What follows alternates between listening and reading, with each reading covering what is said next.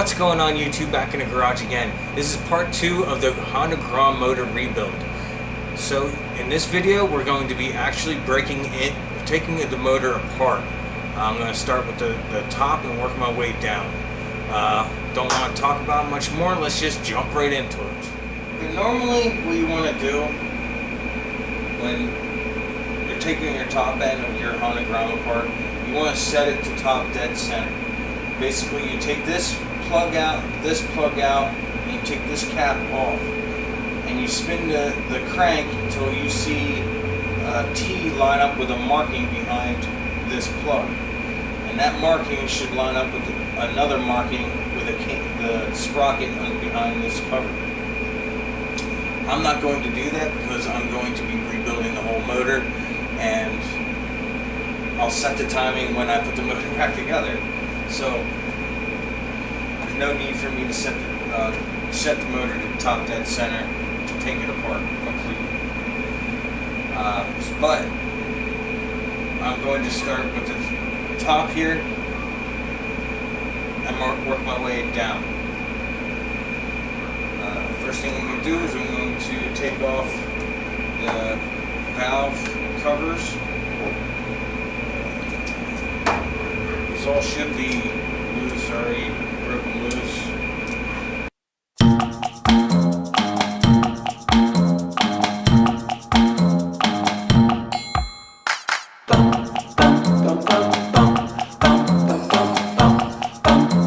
Reposition the camera here. Alright, that's a little bit better view. Alright, so yeah, first thing you do, take off your valve covers. I don't believe there's a top or bottom. They look exactly the same, but you want to keep the bolts with it. Set those aside. All these things I'm taking apart are going to be thoroughly cleaned before I put the motor back together. Next thing I want to do is I want to take the side cover off here for the access for the gear for your cam.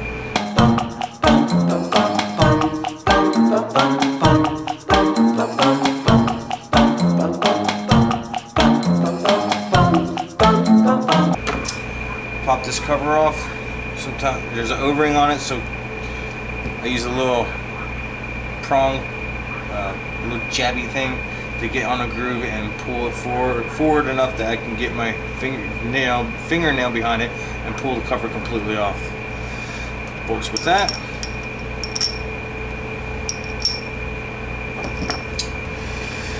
And like I said, normally you would set this all to top dead center, but I'm going to set it to top dead center after, when I put the motor back together. Next is to loosen the number 10 for, there's a I believe a plastic wheel inside the jug itself. It's kind of like a cam chain guide wheel. Just loosen that for the time being. Then I gotta put the motor up, and then I gotta take this bolt out here. That's for your cam chain tensioning, and that looks like a 14. A 14.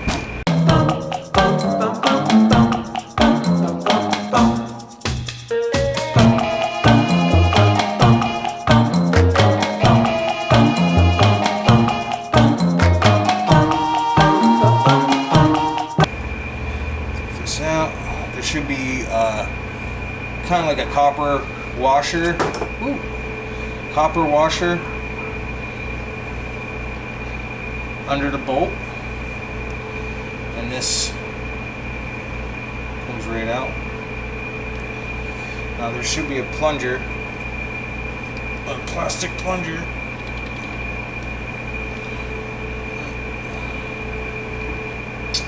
Alright. So yeah, take that spring bolt completely out. There is a plastic piece that goes on the end of that spring. Should came right out, but for some reason it's stuck up in there. I'll get it out then. But that relieves the tension on your cam itself. Now I can take the bolt for the cam. I can take that off.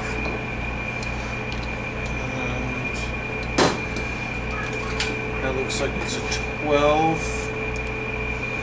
Let's leave that out just in case I need it.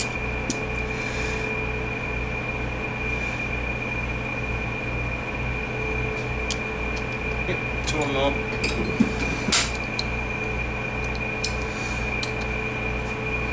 Get that loose. That shouldn't be, that bolt for your cam sprocket, it shouldn't be tight. It should pop loose pretty easy. If you have to really try to lock it something in there to get it out, something's not right. Okay, at this point you can pop the cam sprocket off and work the chain off of the sprocket.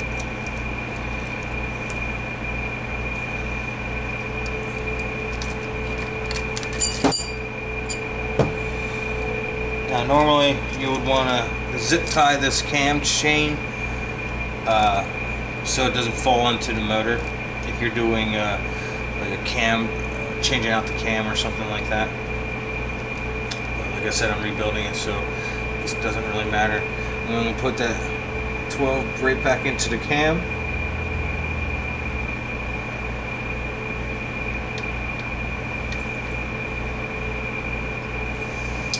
Now that I think about it, you don't need to take the covers off of that, but I did anyway. You didn't need to take the covers off the valve covers. For some reason, I thought I was taking the whole cam out, but I'm not. At this point, after you have this cover off, there's going to be two 8mm bolts on the side here. You want to break those loose, take those out.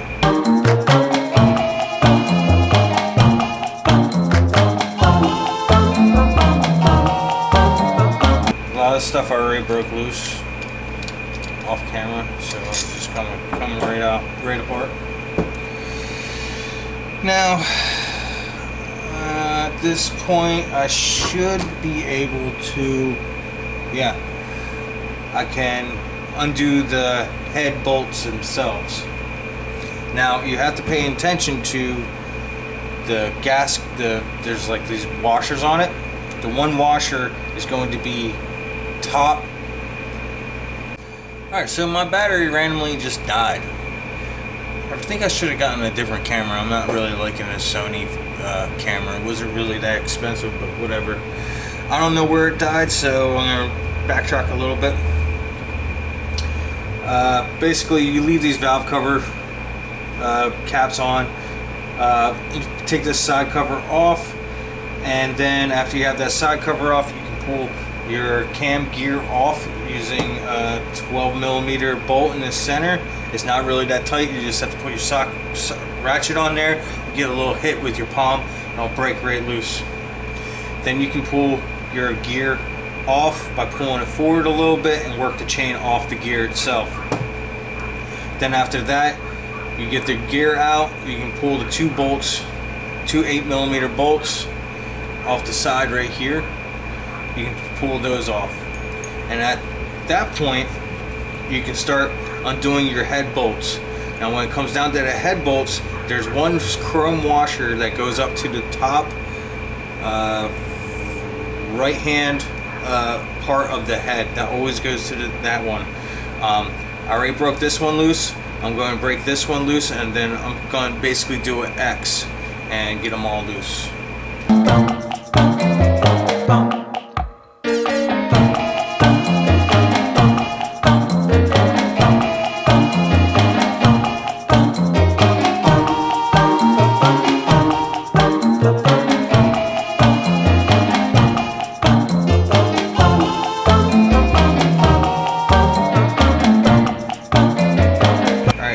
These are all broken loose. I'm going to take these all off. I'm laying the nuts in order of which way I take them off, so I can put them exactly back on the same way. I thought there was a brass one, not a chrome one. One of them is a brass washer on the bottom. Yeah, I was wrong. Get off. This, I kind of messed up a little bit there. The bolt, there's a brass washer. It's like kind of like a crush washer that always goes to the bottom right head bolt right here. All the rest are chrome. For some reason I thought one was chrome, but it's not. It's actually the bottom one right here is actually the brass one. That's the only one that's different. Just make sure you put that one back in the same spot. All four of those bolts are off, so now I can pull the head off. Let's see what we got going on in here. Alright, head is off. Had a little bit of carbon buildup. Not too bad. I'll clean that up a little bit. I was actually thinking maybe of upgrading the head anyway. We'll see how far I get, you know, how I feel when I go to put it back together, if I want to order a race head or not. So, let me pull all these little parts away in the correct order. The number 10 on the side here, you can pull that out completely now. Now, what you want to do is you want to put your finger back here, because there's a wheel back here that you want to be able to get out.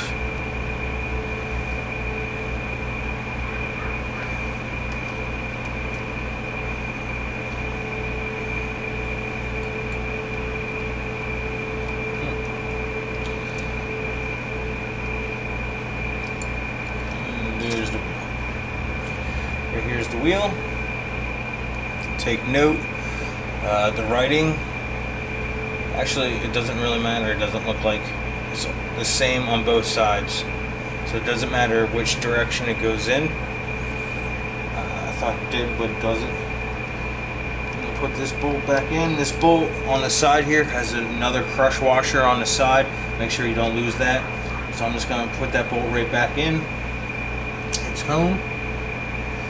Just for the time being, I'm going to put this wheel off to the side, because once I get this head off and disconnect the piston from the rod itself, I'm probably going to put this wheel, connect it back up to that bolt so I don't lose it.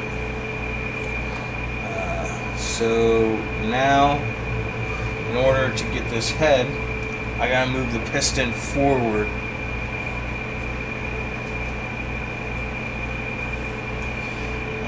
So that means I got to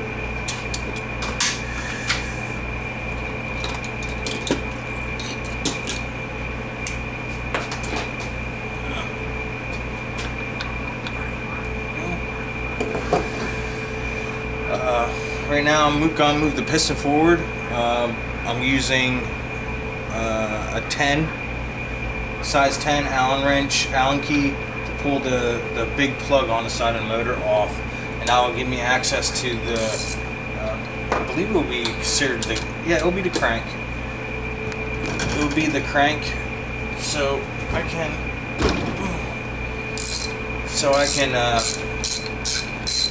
move the motor and get the piston to the top. I guess that's why you should just put it at the top dead center in the beginning.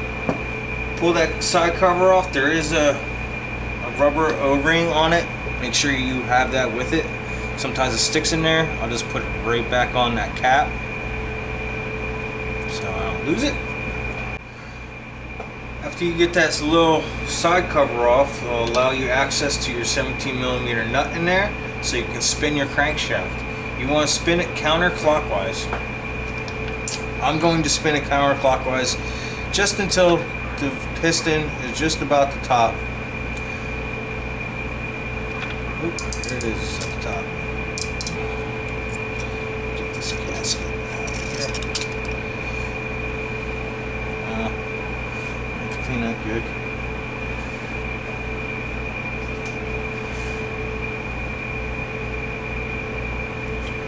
Alright, now that I have the piston all the way to the top. I need to pull the head forward. So it looks like this head is going to be a little bit of a pain in my butt. There it goes. Whew. Good thing I ordered new gaskets. I'm just going to pull the head right off. Normally you want to just have it so you're exposing the wrist pin. Then you can remove the clip for the wrist pin and slide it out and leave the piston inside the head or the jug itself. But the gasket ripped and everything, so I'm just going to take it completely off.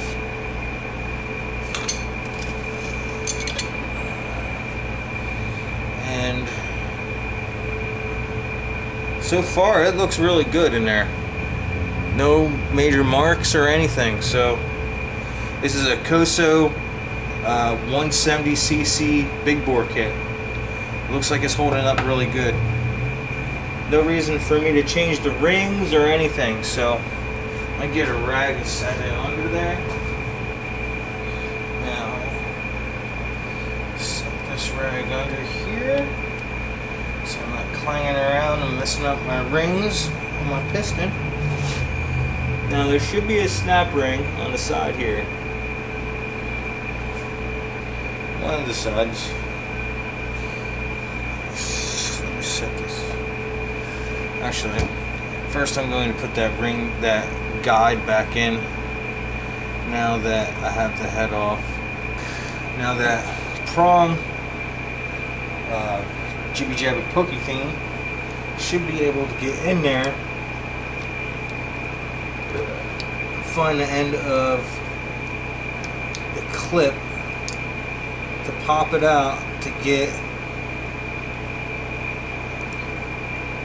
so I can get the wrist pin out. There's a small notch on the one side of the piston that will allow you to get in there and pry on it. Now be careful, because I've had these things shoot either into the motor before or shoot across the room. You never find them again. So I just put my finger over the hole a little bit while I'm working on it. So if it decides to fling out, I don't lose it. And there it is.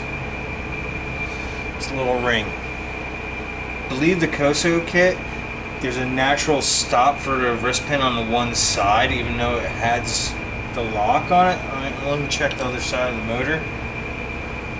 And the wrist pin can only go in one direction.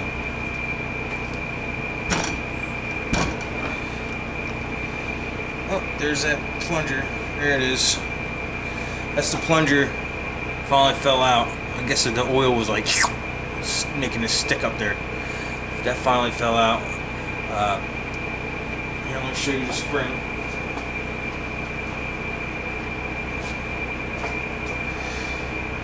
Small part of the spring goes in here, then it pushes up into the motor, and then you got your bolt with your copper crush washer goes on the other side. It puts tension. It puts tension on the cam chain tensioner. Kind of like pushes up on a lever.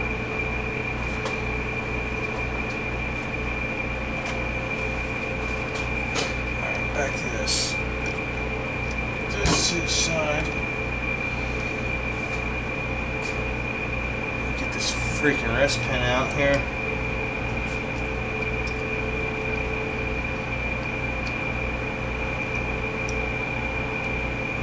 Yeah.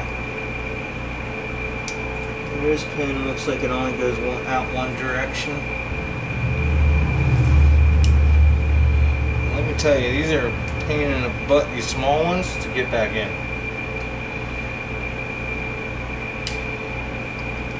When I put this big bore kit on, that was the hardest part. I mean, sometimes you can get them right away. Sometimes they're simple. Other times, not so much. put my finger over it so it doesn't fling. Alright, got that one out. Now it should just slide right out. For some reason it's getting hung up. 10 mil. So I'm going to put an 8mm socket extension, put it through the hole. That'll allow me to be able to push on air residues. Just need a little push, harder push on the side. Wrist pin looks brand new. This is the wrist pin right here. It's a little tiny guy. I pull that piston completely off.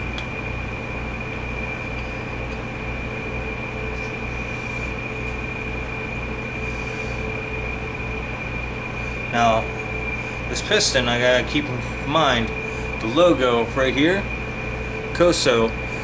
You can read it like that'll be the top, like top of the motor will be up here, and then bottom will be down here. There's an actual arrow facing down or pointing. That arrow has to face down to the exhaust.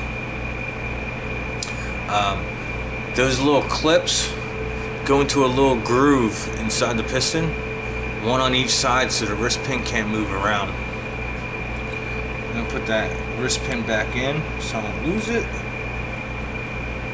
There she goes. Put that back in. Now I'm going to put this piston back in a jug so I protect the rings. But whenever you put these back together, I'm going to check this again when I go put it back together. You want to make sure your piston ring gap is staggered completely opposite directions. If not, you'll get blow by and you'll basically lose compression.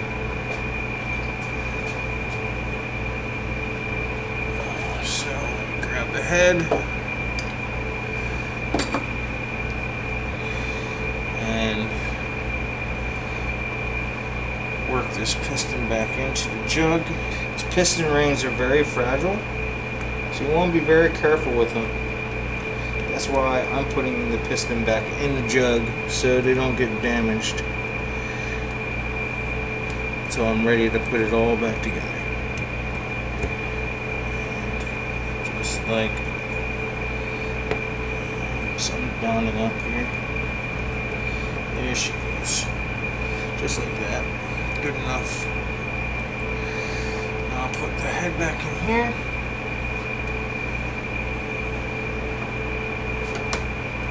And I'll put the two clips.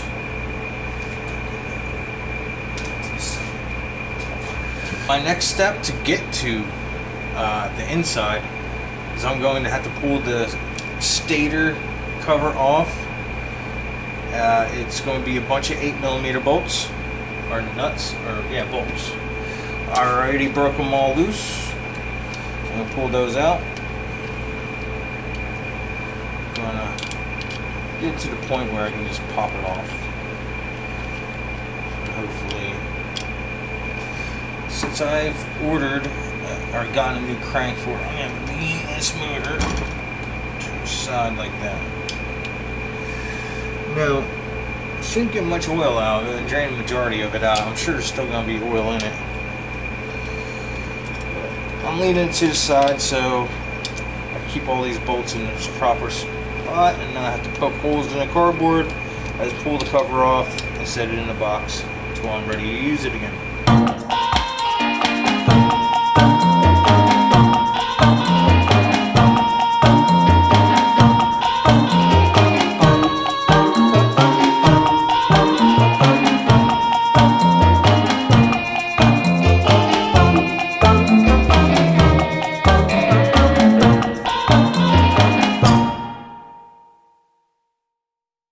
What's holding it is the freaking stator magnet.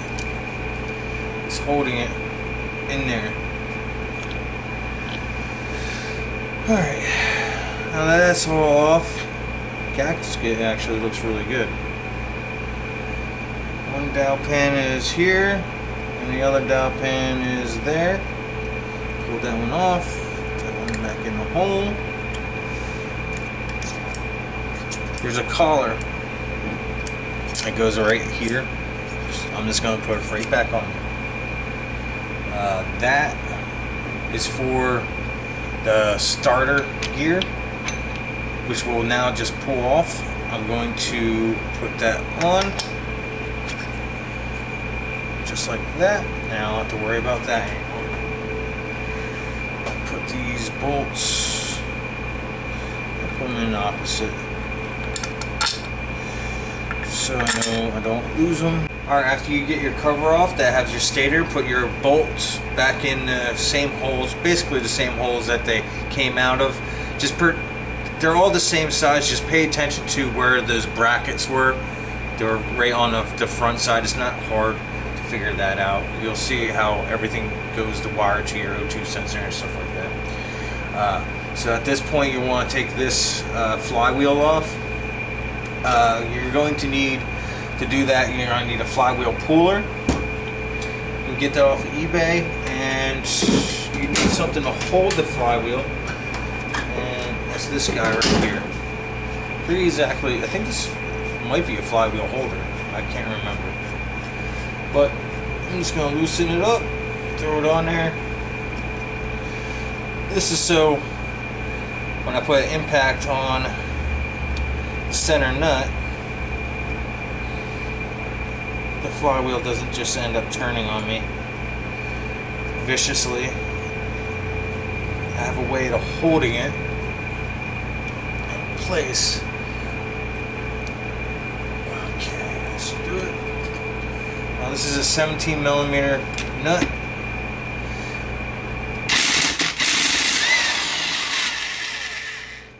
Pop right off. Now behind that 17mm nut is a washer, so you want to make sure you set that aside away from everything else. Try to keep everything together as it's supposed to be. Alright, next you want to put your flywheel puller on your flywheel, and then while holding your flywheel holder, start torquing it down. I'm probably going to use an adjustable wrench so I don't damage anything. Some things you just don't want to use the impact for.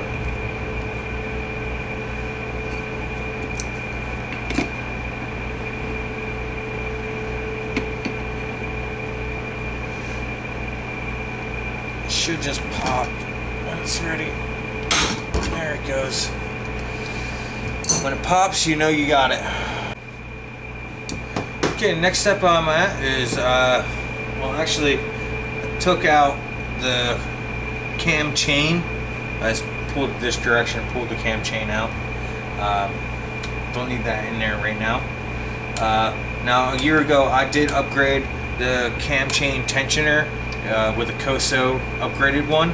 I don't need to remove that, so I'm going to leave all those pieces in. I did remove off camera the two sensors here, one held in with a 10, one held in with an 8mm. Now when you pull those out, they have an O-ring on them. You just kind of have to wiggle them and they will eventually just pop out. Now I believe this is the cam selector, the gear selecting cam. It has like a little nipple on it, and evidently it has a little spring too. So make sure you remove that, don't lose that. That's going to be very important.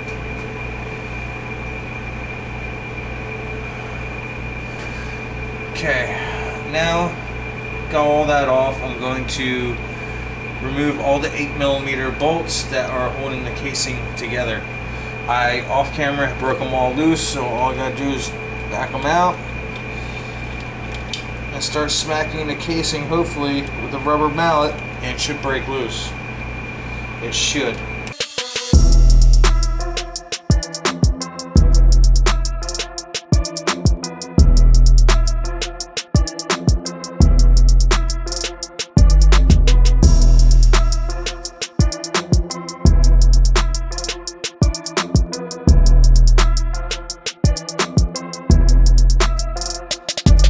Alright, looks like there's going to be 3 8mm inside here, then all the rest are going to be around the perimeter of the motor. I'm And that should be all the bolts that hold the motor, the casing together. I'm going to get a piece of cardboard, punch a bunch of holes in it, and put these bolts in it. So I don't know if they're all the same size or not, and I'm not trying to figure it out. I think that's all of them. Yeah, I highly recommend doing that. They are different sizes, so just so you good peace of mind and not have to try to remember where they all go, just put them in a piece of cardboard. And I'm going to mark the front right here with the letter F for front of the motor, so I know which direction to go.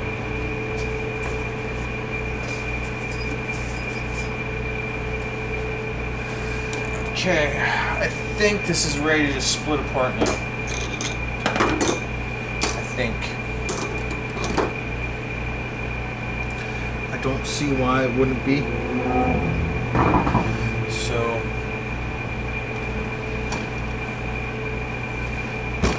set it up like that. I'm not too worried about the crank because I'm replacing that. It's all heat worn and it's beat up. So I bought a new one. I'm leaning it on it. I don't really care.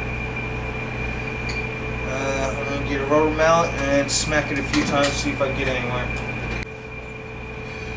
Alright, here I was pulling on the casing the wrong direction. So this is the right hand side. Yeah, right hand side casing. And it's, once you get that free, you really have to just yank it up and it breaks loose. And your crank will stay because that's pressed in. And it'll leave your gears all in one spot. Set this down. Your gears.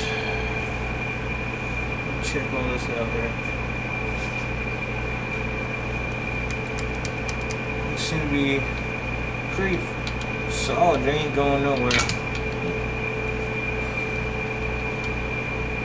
I'm sure these pins, they come out and the whole stack comes out. But yeah, alright.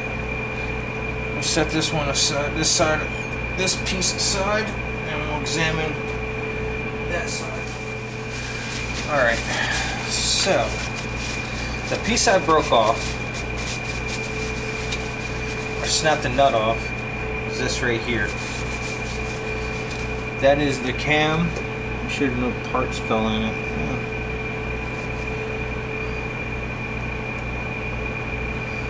I'm going to take this whole stack out because I want to clean everything.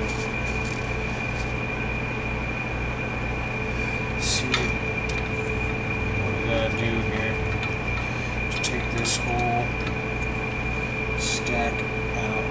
First, that just pulls right out your cam, gear cam selector. I'm going to be replacing that. That stack just pulled right out. This should slide out too. I don't know why it's not.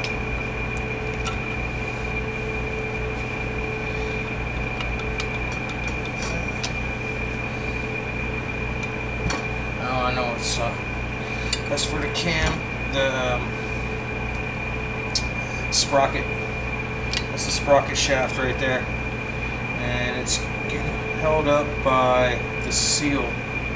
So if I press on it, maybe a rubber mallet.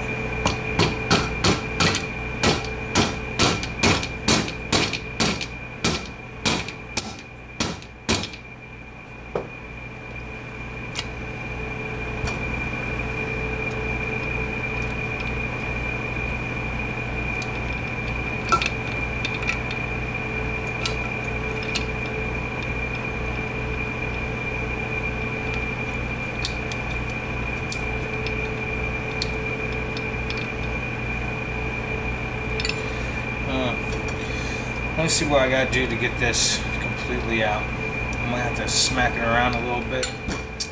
Alright, yeah, so what was happening was the part for the for the sprocket was just getting hung up on the inner seal a little bit, so I just had to tap it a little bit, and it popped right out. I think this bearing was actually supposed to stay in the casing, but it came out anyway. I'm not too worried about it. This is all, I'm not replacing any of this, so it's not, I don't really, it doesn't bother me that it came apart like that. So it's a pretty neat design though. And our locks. Okay, I'm gonna look at the gears here, make sure there's no chips. Just slowly spinning the gears here to make sure there's no nard or uneven wearing. And it all looks good. I'm happy with it.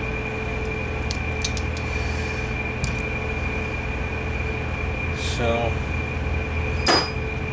this shaft here is what indicates, moves back and forth, and actually selects your gears for you. I'm gonna have to look at a diagram to see how obviously this all goes back together. It just basically fell apart after I pulled that casing out, or this popped this out. It just like kind of fell apart. So I basically had to stand it up in here and put it all together. Not a big deal. Let me put all this stuff aside. Okay, the actual casing itself. Looks real good.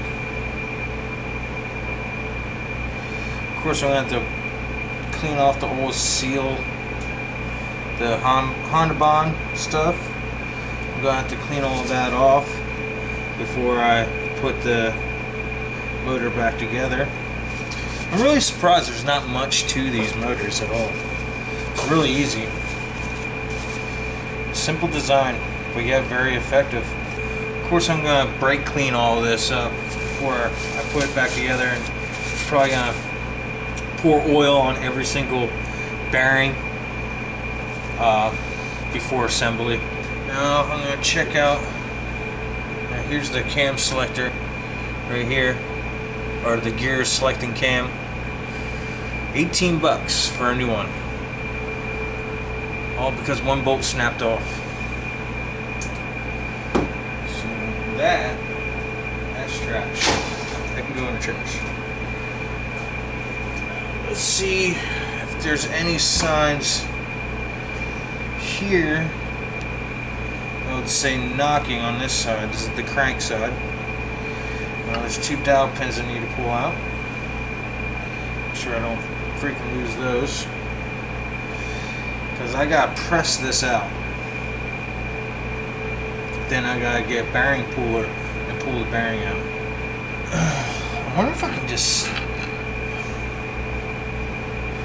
smack this thing and it'll pop out. I mean, this thing I'm replacing anyway, so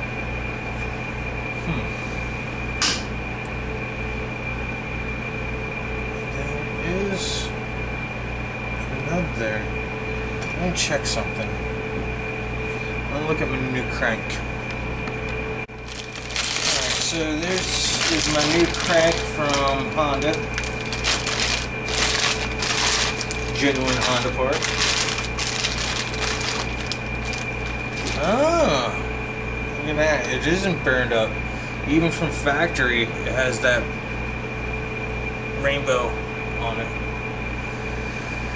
And it looks like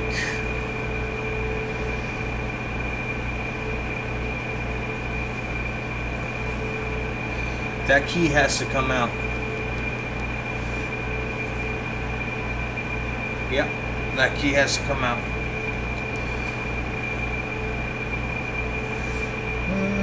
Everything looks the same, and I see another piece that has to come out. I don't know how I'm going to do that though.